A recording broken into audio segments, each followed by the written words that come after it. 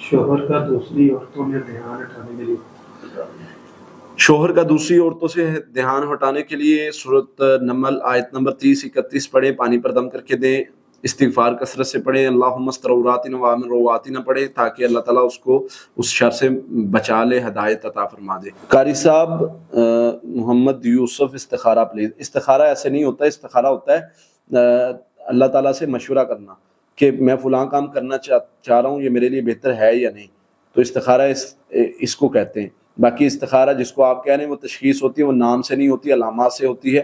آپ ہماری ٹیم سے رابطہ کریں، نمبرز پر آپ کو بتا دیا جائے گا کہ آپ کو علامات پوچھ کے آپ کو مسئلے کے حوالے سے ڈائریکشن بتا دی جائے گی، آپ وہ کریں گے تو انشاءاللہ آپ کے لیے آسانی ہوگی۔ عملیات میں کمال کیسے حاصل ہو سکتا ہے؟ عملیات میں کمال ذکر سے حاصل ہو سکتا ہے، زیادہ دروشی پڑھنے سے، استغفار پڑھنے سے، مخلص ہونے سے۔